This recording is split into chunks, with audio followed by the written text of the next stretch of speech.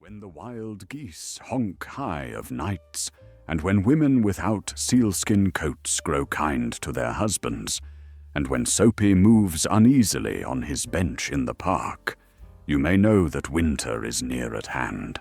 Soapy was a denizen of Madison Square Park. He was not a bad man, merely a man whose ambitions had shrunk to a very specific size. He did not dream of Mediterranean cruises or southern skies. His soul craved only one thing: 3 months on the island, Blackwell's island, the prison. To Soapy, the prison was more than a punishment. It was a sanctuary. 3 months of assured board and bed, safe from the north wind, and safe from the police. It was the essence of hospitality. And so, Soapy rose from his bench, shook the dead leaves from his coat, and set out to get arrested. Getting arrested seemed like an easy task. The city was full of laws, and Soapy was ready to break them. His first plan was luxury. He would dine at a fine restaurant, eat a feast, and then declare his insolvency. The rest would be simple: a policeman, a ride, and the warm winter cell. He approached a glittering cafe on Broadway. But alas, the head waiter's eye was like a scanner. He saw Soapy's fraying trousers and his decadent shoes. Before Soapy could even smell a roasted duck, he was turned around and marched out in silence. Soapy sighed. The path to prison would not be an Epicurean one. Plan B was violence. Soapy found a shop window, bright with electric lights. He picked up a cobblestone and, crash, hurled it through the glass. People came running. A policeman was in the lead. Soapy stood still, hands in his pockets, smiling the smile of a guilty man waiting for his prize.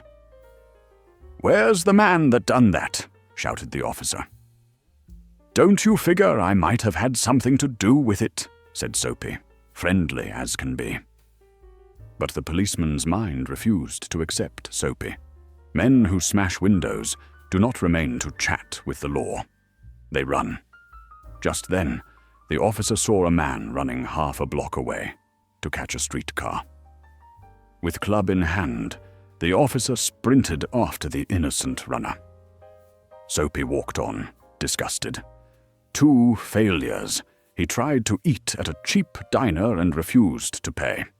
They didn't call the cops. 2 waiters simply threw him onto the hard pavement like a sack of potatoes. He dusted himself off. No arrest.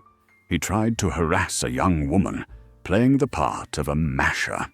She merely hooked onto his arm and asked him to buy her a beer. He fled in terror. Desperate, Soapy decided to play the drunkard. He stood on a sidewalk and began to yell. He danced, he howled, he raved like a maniac. A policeman was standing right there. Soapy's heart leapt, finally. The policeman turned his back on Soapy and remarked to a passerby, "'Tis one of them Yale lads celebrating the football game. Noisy, but harmless. We've got instructions to let them be." Soapy stopped his racket. Was he doomed to liberty? Was the prison an unattainable paradise? Defeated, Soapy walked toward the quiet gloom of the east side. But then he stopped. He stood before an old church. Through a violet-stained window, a soft light glowed. An organist was practicing an anthem.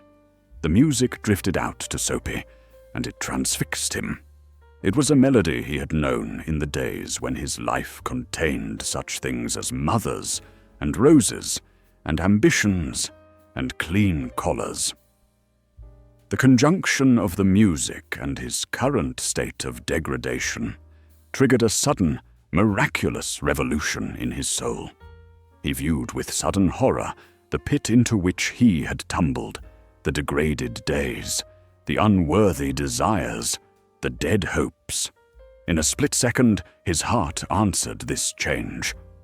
"I will pull myself out of this mire," Soapy thought, tears forming in his eyes. "I will make a man of myself again. I am still young. I will find my old purpose. I will get a job tomorrow. I will be somebody. The Anthem had saved him. The winter would not be spent in a cell, but in the warmth of honest labor. He felt a hand on his arm. Soapy turned around quickly. He was facing a broad face under a police helmet. "What are you doing here?" asked the officer. "Nothing," said Soapy, full of his new hope. "Then come along," said the policeman. "Loitering." The next morning, the magistrate in the police court looked down at Soapy. 3 months on the island, said the magistrate, and Soapy, the man who wanted to be free, was finally given the prison he no longer desired.